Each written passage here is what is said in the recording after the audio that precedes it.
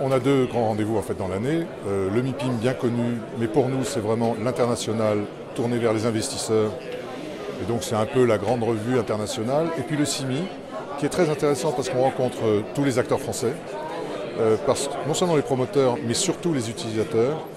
C'est effectivement très important pour la métropole et pour la ville de Montpellier d'être présent au Salon de l'immobilier international, là où tous les ans nous présentons tous nos projets, les projets qui font la richesse aussi de Montpellier et qui montrent notre dynamique.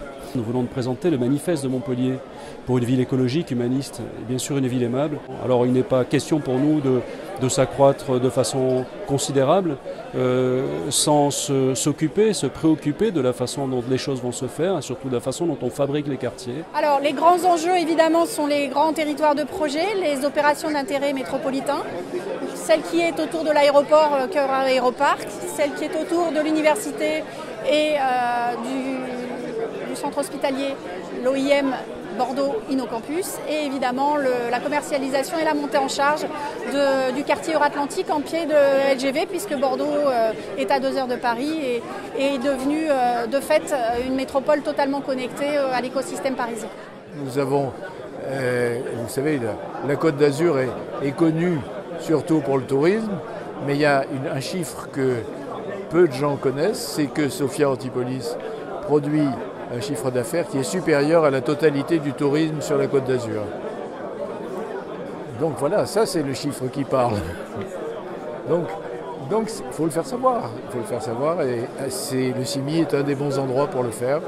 Et puis aussi, nous devons bien ça à tous les constructeurs qui nous accompagnent depuis des années et ceux qui viennent nous rejoindre récemment à Sofia. Alors il est important pour un territoire comme Toulouse de venir ici pour présenter et faire l'état de l'art de ces grands projets d'innovation et de territoire. Donc si on resitue le territoire toulousain, les dernières années nous avons quelques success stories, capitale européenne de l'innovation. Nous avons remporté un ANITI qui est un institut interdisciplinaire sur l'intelligence artificielle.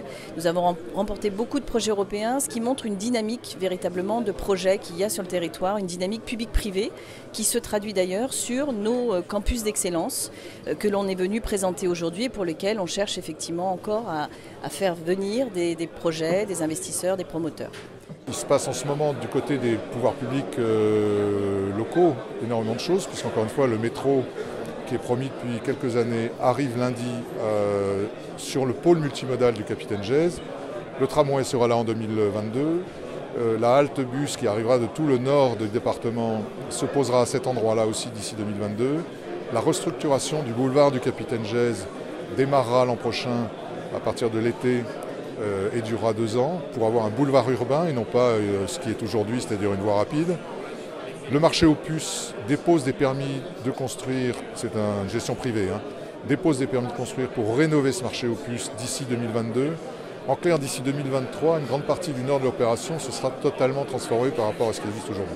La technopole Innovalley, qui est la plus importante technopole de France, qui a une singularité, c'est qu'elle est développée sur 2 territoires différents, 60% sur la métropole grenobloise, 40% sur le territoire du Grésivaudan.